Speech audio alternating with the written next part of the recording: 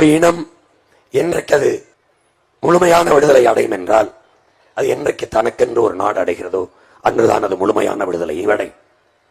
M இனத்திற்கென்று ஒரு தனித்த விடுதலை பெற்ற தாயகம் வேண்டும் என்ற பெரும் கனவோடு எங்கள் உயிர் தலைவன் மேதகவி பிரபாகரன் அவர்கள் ஈழ தாயகத்தில் ஒரு வீரஞ்செறிந்த விடுதலை போராட்டத்தை முன்னெடுத்தார்கள்.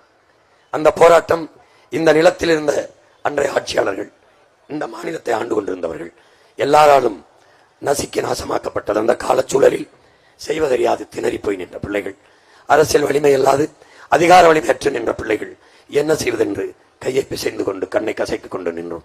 அப்போது எங்களுக்கு வழிகாட்டியாக, முன்னத்தியராக, தத்துவ ஆசிரியனாக, பெரும் பெரும் கருத்து பெட்டகமாக களத்திலே நின்ற பெருமகனார் எங்களுடைய அப்பா தமிழ் தேசிய பேரியக்கத்தினுடைய தலைவர் மணியரசன் அவர்கள்.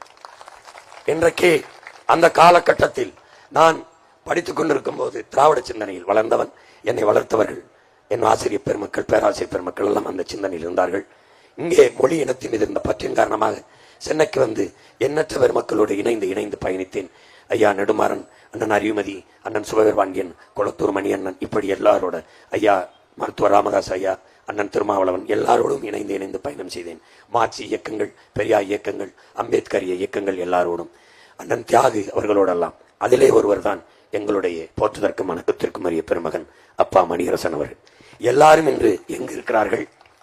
தமிழ் தேசிய தத்துவத்தை பேசியவர்கள், ஈழ விடுதலை ஆதரித்து நின்றவர்கள் எல்லாம் இப்போது எங்கே நிற்கிறார்கள்?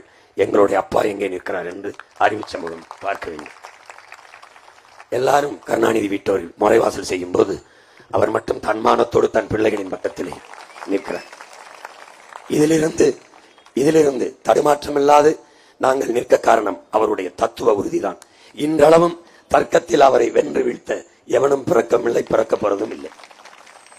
அப்படிப்பட்ட பெருமகன் அரசியல், தேர்தல் அரசியலை நிராகரித்து நின்ற நம்முடைய தந்தை, அவருடைய இயக்கம் பிள்ளைகளுக்கு இந்த காலகட்டத்தில் துணை நிற்பது கால தேவை, வரலாற்று கடமை என்று முடிவெடுத்து இந்த தேர்தல் களத்தில் எம் பிள்ளைகளை ஆதரியுங்கள், நல்லாட்சி மலர, நாடும் மக்களும் நிம்மதியாக வாழ வேற வழி இல்லை என்ற நிலைப்பாட்டில் இங்கே எங்களோடு இந்த களத்திலே நிற்கிறார்கள். அவர்களுக்கும் அவருடைய தமிழ் தேசிய பேர் இயக்கத்திற்கும் நாம் தமிழர் கட்சி மட்டுமல்ல, தமிழ் தேசிய இனமே கடமைப்பட்டிருக்கிறது, நன்றி கூற கடமைப்பட்டிருக்கிறது. கட்சிக்கு அப்பாற்பட்ட தமிழன் தமிழச்சிக்கு உரிய சின்னம் விவசாய சின்னம்.